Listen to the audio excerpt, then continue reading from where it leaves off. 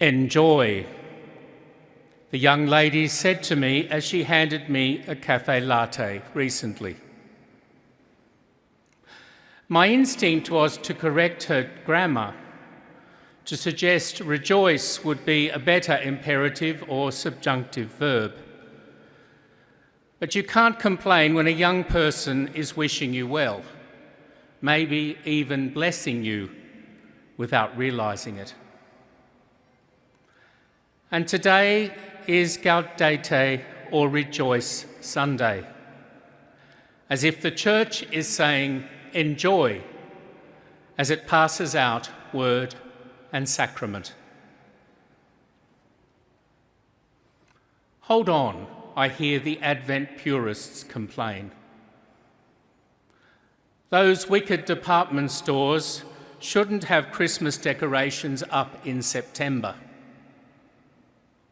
Street choirs shouldn't be singing Christmas carols in Advent. As for St Mary's Cathedral, your Christmas light show should be for the 12 days after Christmas, not before, even if all Sydney is on holidays at that time.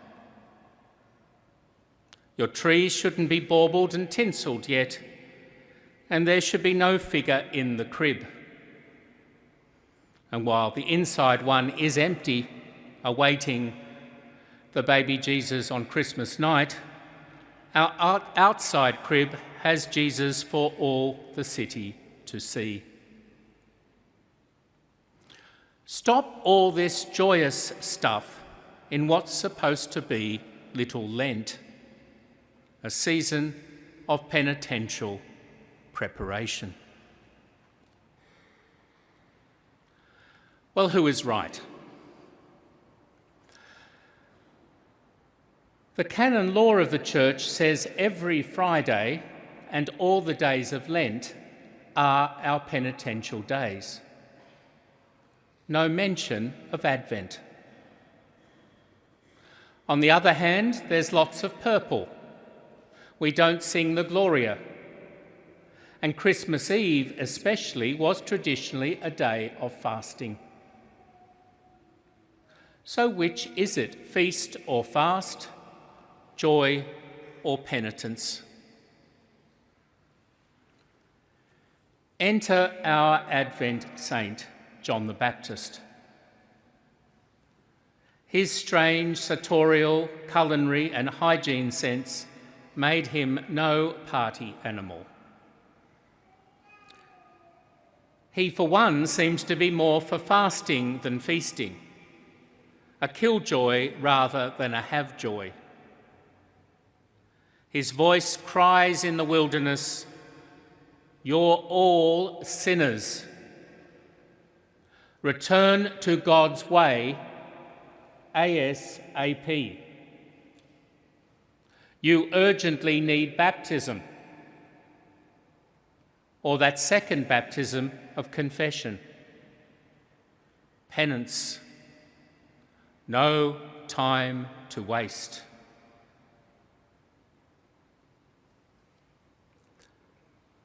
John's style and subjects aren't comfortable. But like the dentist, they are necessary. Our culture offers only ephemeral pleasures, only faux happiness, and our nature is to grasp at these straws. But they don't bring us true rapture, lasting joy. If people are really to rejoice, John realises, they first have to recognise that there's a problem. That there are things around us or within us that inhibit our joy. If we never look at ourselves in the spiritual mirror, or are never confronted by others, if we're smug about our mediocrity, or think we're perfect, we won't be open to the kind of change we call conversion.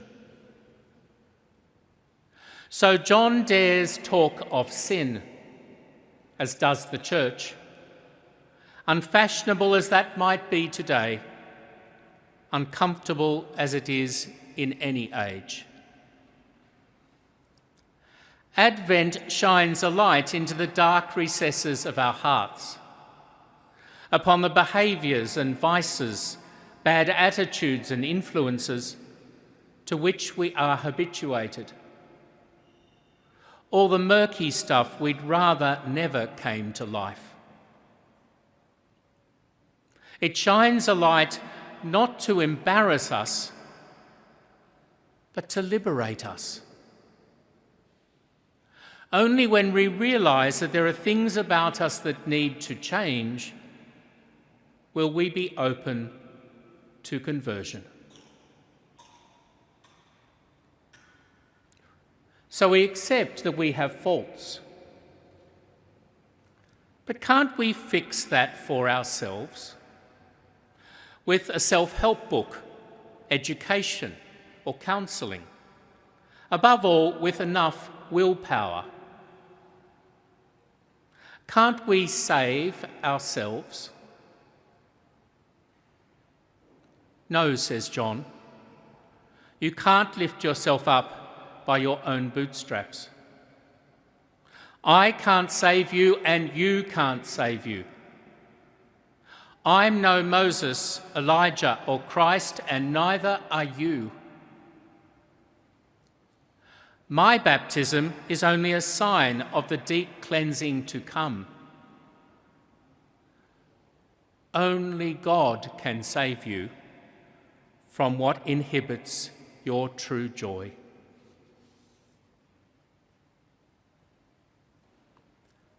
And now comes the good news. The really great news. The one I'm pointing to, he's the one who can save you. Not only can he save you, he will save you if you let him. And he's on the way right now. His name is Yeshua, Jesus, and it means precisely that: God saves.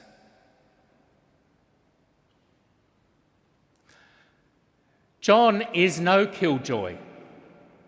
He's a have-joy. He reminds us that we need to change, but can't do it on our own. That we need a saviour, and one is coming. That the saviour is Jesus, and through him we can have a deep and abiding joy. But you have to want it. Next time you're at Bondi, try dragging someone out of the surf who doesn't think they need your help. You won't get a great reception. In fact, don't try it. God's love isn't forced on anyone. Redemption isn't rape. You must want it. Yearn for it from deep in your heart. You must put up your hand as in the surf to indicate you need help. So John's ministry wasn't primarily about identifying our shortcomings.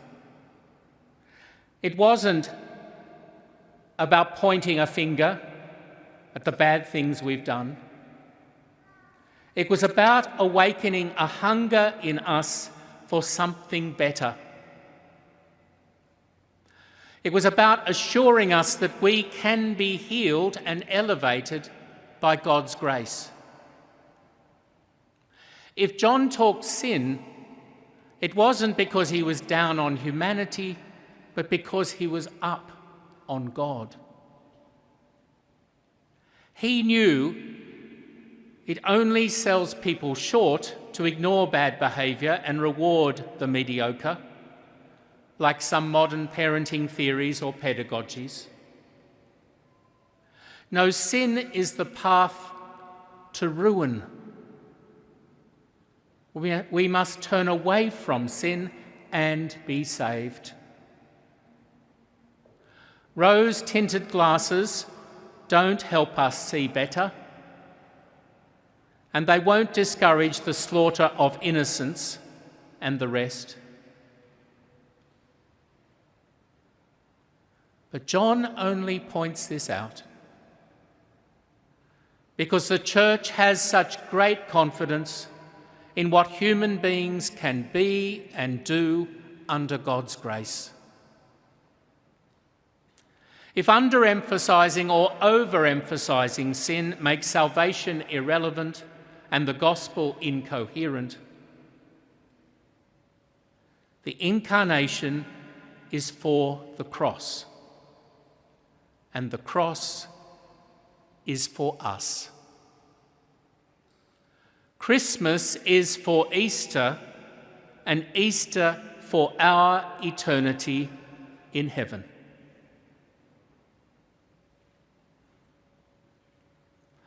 The very first words of today's Mass, taken from St. Paul and sung in the introit, were Gaudete, rejoice in the Lord always. Again I say rejoice, for the Lord is near. Our opening collect chimed in, asking God to help us attain joy and to celebrate salvation with glad rejoicing. Then we heard the text from Isaiah that Jesus himself used to explain himself. The Spirit of the Lord has been given to me to bring good news, heal, liberate, proclaim. I exult for joy in the Lord. My spirit rejoices in my God. Next, we heard Mary's Advent carol, the Magnificat, that explains her. My soul glorifies the Lord. My spirit rejoices in God my Saviour. And we had Paul's antiphon, always be happy. As if a protest against the Advent purists, Gaudete anticipates the joy of Christmas. For all time is Christmas, Easter, and Pentecost for us. And so our cathedral and its square are aglow with Christmas trees and cribs, lights and music. Even our clergy are dressed in Christmas wrapping today. All to say to you what the Advent purple, penance, and preaching are for. That unexpected word from John. Gaudete, rejoice, enjoy.